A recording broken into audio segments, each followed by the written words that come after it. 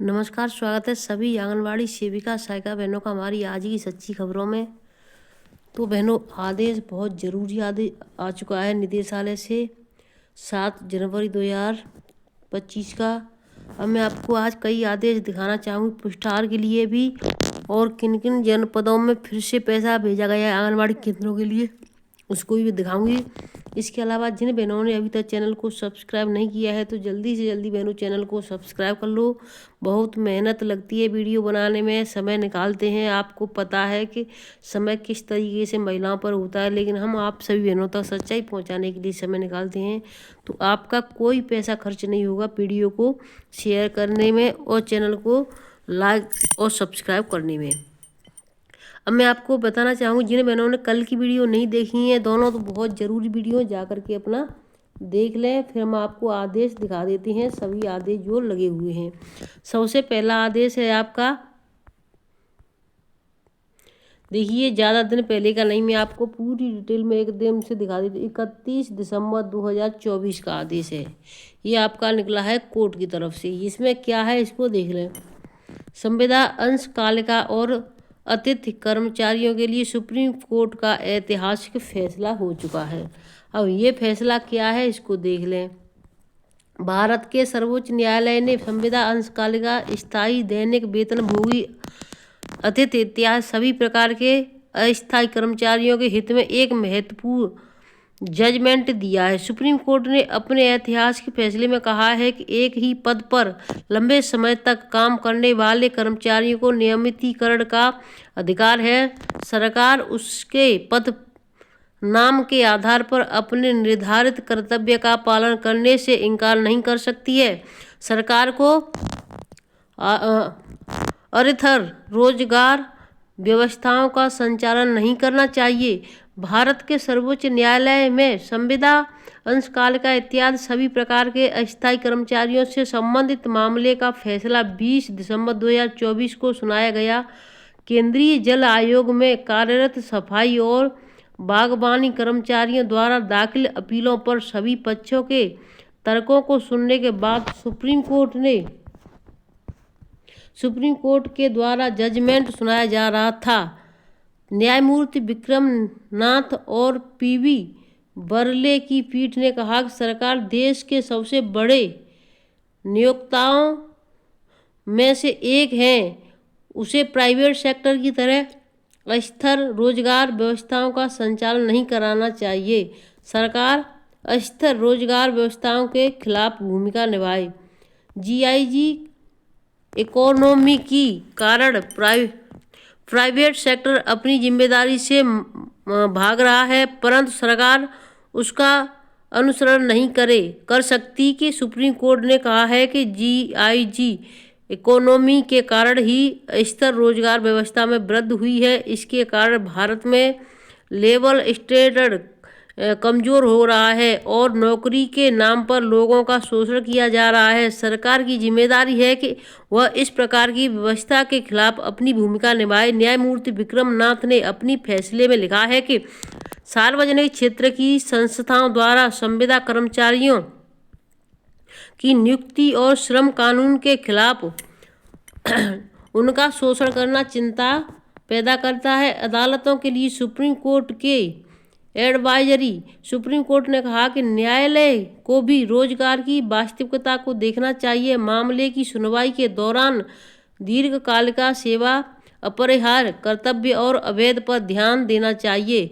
बड़े सरकारी संस्थानों में कर्मचारियों के प्रति जिम्मेदारी से बचने के लिए, संस्थान को मुनाफा में दिखाने के लिए और कर्मचारियों पर दबाव बनाए रखने के लिए स्थायी कर्मचारी अथवा किसी ठेकेदार के माध्यम से आउटसोर्स कर्मचारी की नियुक्ति करने की प्रकृति अपनाई गई है। सुप्रीम कोर्ट का यह फैसला रेखांकित करता है कि कर्मचारी को दिए गए लेबर, संविदा अंशकालिका, दैनिक वेतनभोगी, स्थायी, अस्थायी, अतिथि इत्यादि को नहीं, बल्कि उसके द्वारा किए जा रहे काम की प्रकृति पर ध्यान दिया जाना चाहिए।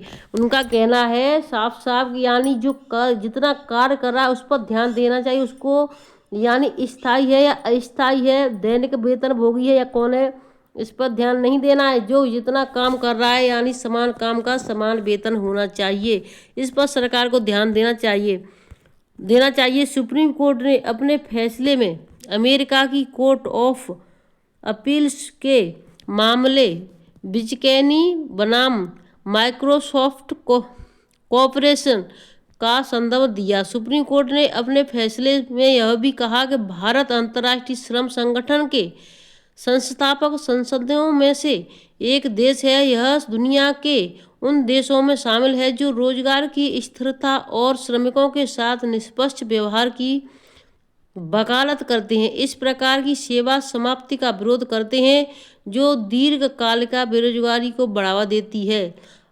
जब कर्मचारियों की भूमिका विभाग अथवा संगठन के काम में अनिवार्य हो जाती है तो उसे स्थायी आधार पर काम पर रखना अंतर्राष्ट्रीय श्रम मानकों का उल्लंघन है। ऐसे विभाग अथवा संगठन को कर्मचारियों के मनोबल को कमजोर करने वाला अपराधी माना जाता है। यदि सरकार निष्पक्ष रोजगार प्रथाओं का पालन सुनिश्चित करती है तो अनावश्यक मुकदमों के बोझ से बचा जा सकता है।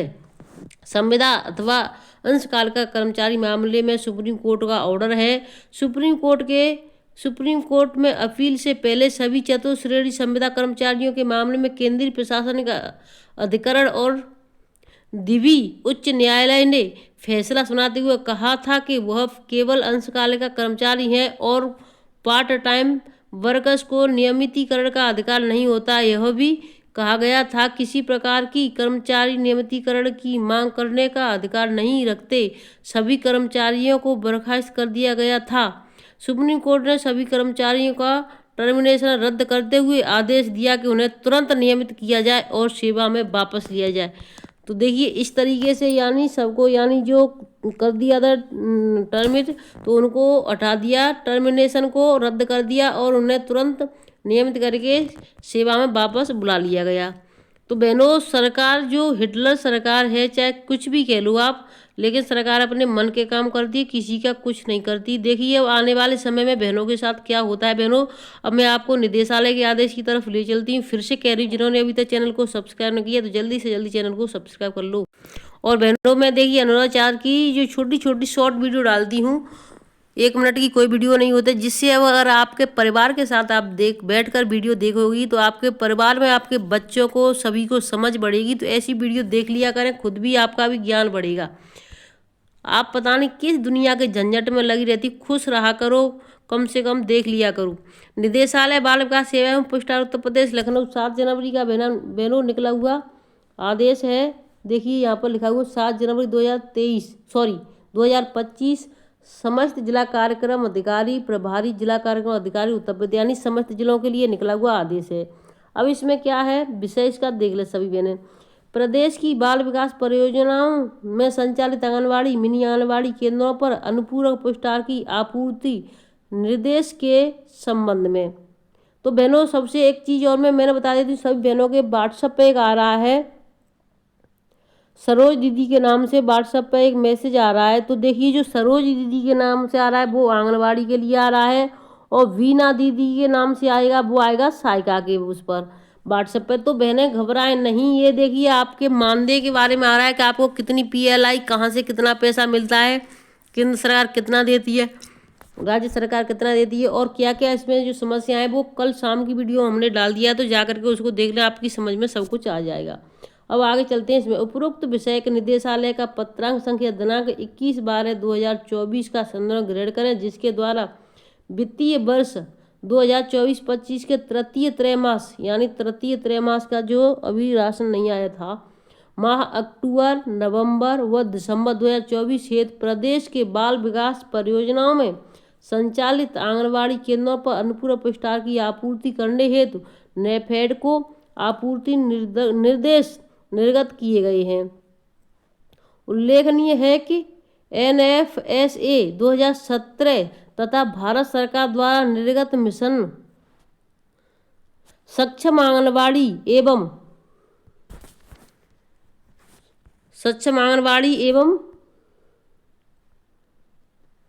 पोषण 2.0 के अनुसार वर्ष में 300 दिन, माह में औसतन 25 दिन आंगनबाड़ी केंद्र के लाभार्थियों 0 से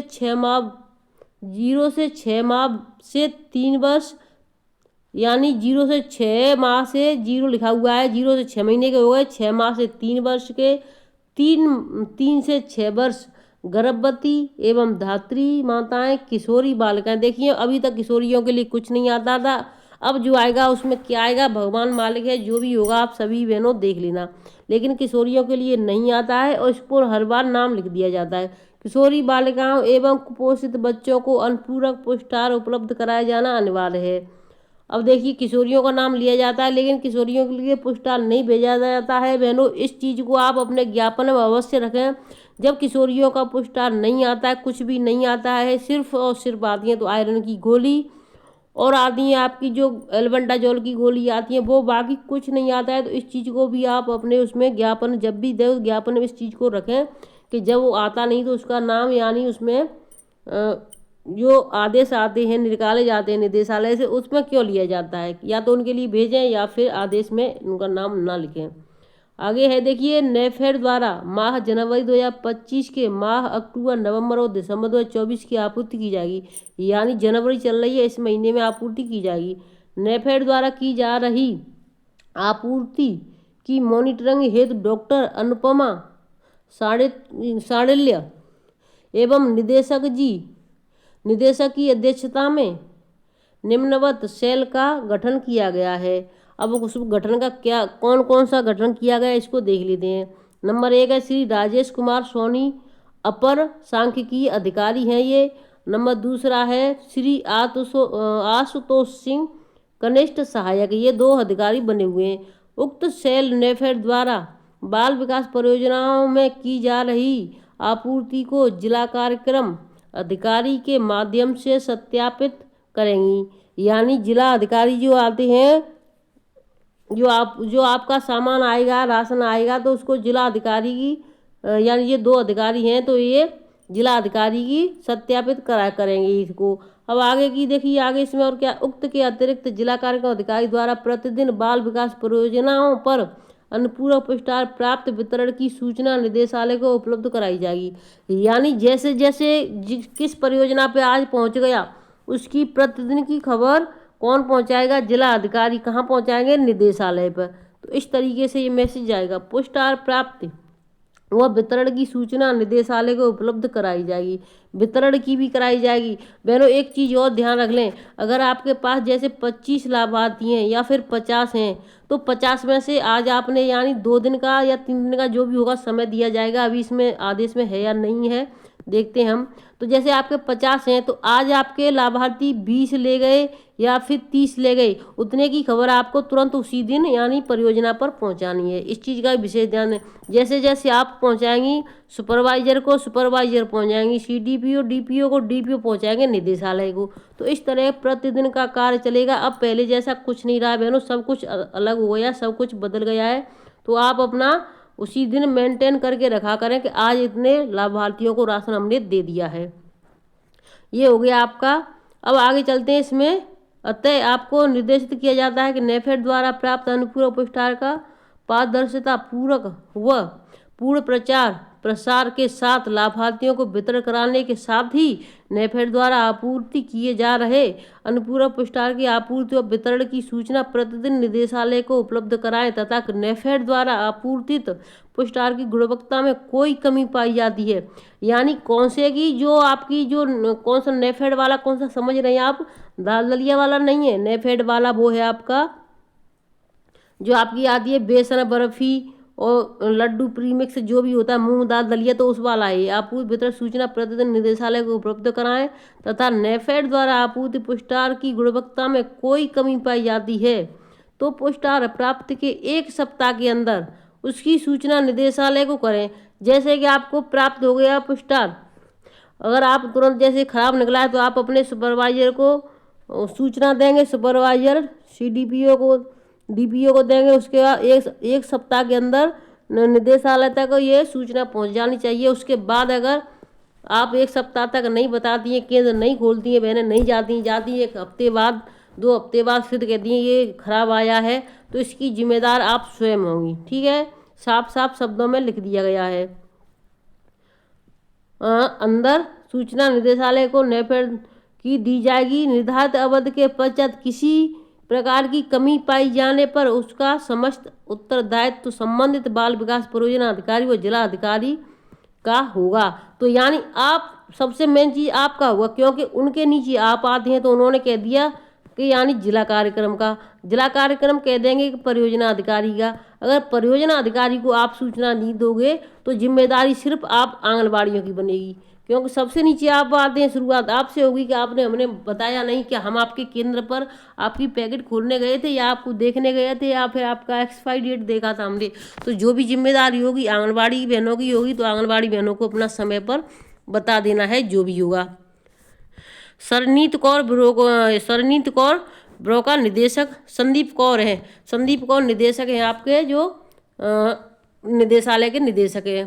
प्रमुख सचिव बाल विकास सेवा एवं पुष्टार उत्तर प्रदेश शासन को सादा सूचना है। समस्त जिला अधिकारी को सूचना, समस्त मुख्य विकास अधिकारी को, संबंधित अधिकारी कर्मचारियों को सूचना दी गई है। अब मैं आपको दूसरे आदेश की तरफ ले चलती बहनों। ये आपका 6 तारीख का आदेश है। ये राज्य परियोजना निदेशक का यहाँ निकला हुआ है। इसमें देखिए जनपदों के जिला बेसिक शिक्षा अधिकारी, जनपद अमेठी, सीतापुर, सिद्धार्थनगर एवं लखनऊ। तो 4 जिलों में ऐसा क्या होने जा रहा है, इसको आप देख लेते हैं। विषय है इसका प्री प्राइमरी। विषय वित्तीय वर्ष 2023-24 को 23-24 में कोलोकेट आंगनबाड़ी केंद्रों को आउटडोर प्ले मटेरियल हेतु वित्तीय वर्ष 2024-25 के अंतर्गत शिथिल ओवर के अंतर्गत लिमिट जारी किए जाने के संबंध में, यानी जो 4 जिले हैं अमेठी, सीतापुर, सिद्धार्थनगर, लखनऊ, इन 4 जिलों में आउटडोर और इनके लिए पैसा भेजा जा रहा है। तो इन 4 जिलों में बहुत अच्छी चीज़ें हो रही हैं, बाकी जिले दूर पड़ रहे हैं तो इनमें कुछ नहीं हो रहा है। महोदय कृपया अवगत होने का कष्ट करें। आपके कार्यालय के मांग पत्र के सापेक्ष अनावर्तक मद में प्ले मटेरियल मद के लिए अंतर्गत निम्नवत लिमिट जारी की गई है। जनपद का नाम समग्र शिक्षा 66 विद्यालय। तो देखिए आपके अमेठी के आ रहे हैं, इसमें देखिए साफ साफ लिख दिया गया है 66 विद्यालय हैं जो अमेठी के हैं, सीतापुर के हैं 189 विद्यालय, सिद्धार्थनगर के 66 विद्यालय और लखनऊ के 94 विद्यालय। तो इतने विद्यालय 4 जिलों के हैं। PLB यानी इतना 9 विद्यालय में ये, तो देखिए 28,38,000 इतना पैसा आ रहा है इसमें। 85 लाख। तो यहाँ पर बहनों इनके खातों में कुल लाख यानी कुल 32,25,000, 90 लाख, 45,000, 40 लाख, 54,50, ये 49,98,000। तो इस तरीके से बहनों इसमें पैसा भेजा जा रहा है। अब देखिए ये 4 जिलों के लिए तो भेजा गया, लेकिन बाकी जिलों में जो आता है उसको शिक्षा जो टीचर होते हैं, प्रधान अध्यापक, वही घपला कर देते, वही नहीं बता रहे हैं। बहनों को पता नहीं है। अगर हम जानकारी कुछ वीडियो के माध्यम से दें तो बहनें वीडियो देखती नहीं है। अगर कोई एक आध बहन देखती है तो वो फेक समझती है, उन्हें लगता है कि ये सारी झूठी खबरें हैं, लेकिन हम जो भी खबरें देते हैं बिल्कुल सही और सटीक देते हैं। अब इसमें आगे देख लेते हैं क्या है। संबंधित मद में व्यय करने पूर्व निम्नांकित बिंदुओं के अनुसार कार्रवाई करना अपेक्षित है। पहला पॉइंट है संदर्भित मद में किए जाने वाला व्यय वित्तीय नियमों, क्रय नियमों तथा फाइनेंशियल मैनेजमेंट एंड प्रोक्योरमेंट 2024 के प्रावधानों एवं सुसंगत शासनादेशों के अंतर्गत नियमानुसार करते हुए उपभोग प्रमाण पत्र राज्य परियोजना कार्यालय को अनिवार्यगत उपलब्ध कराई जाएंगी। यानी ये जो आप खर्च करेंगे उसके वहाँ पर नियमों के अनुसार करना है और वो उपलब्ध कराई जाएंगी।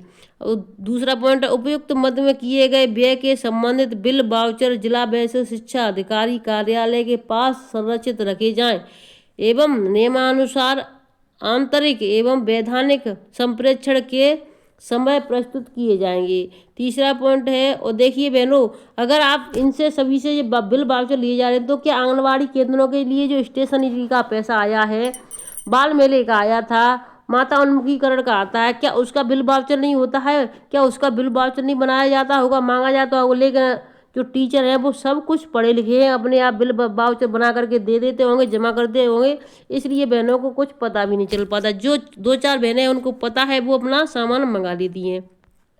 अब आगे देखिए, व्यय का वितरण मध्यवार काल पूर्ण होने के उपरांत एवं सप्ताह में राज्य परियोजना कार्यालय के अनिवार्य रूप से उपलब्ध कराया जाए।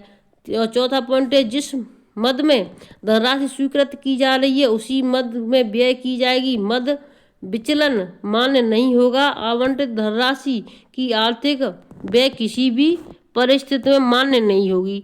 तो आप मान्य नहीं होगी तो देखिए साफ साफ लिखा है, उपरोक्त अनुसार कार्यवाही सुनिश्चित करने का कष्ट करें।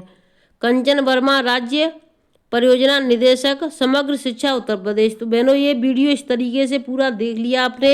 इस वीडियो को मैं यहीं पर रखती हूँ, फिर मिलती हूँ आपसे नई अपडेट के साथ। वीडियो बहनों थोड़ा लंबा हो गया, लेकिन आपकी सही और सटीक जानकारी पहुँचाने के लिए थोड़ा वीडियो तो लंबा बना है, लेकिन आपको जानकारी पूरी एकदम सही और सटीक मिली है। जिन बहनों ने शाम की वीडियो नहीं देखी है तो जल्दी से जा करके देख लें। फिर मिलते हैं आपसे नई अपडेट के साथ, तब तक के लिए धन्यवाद।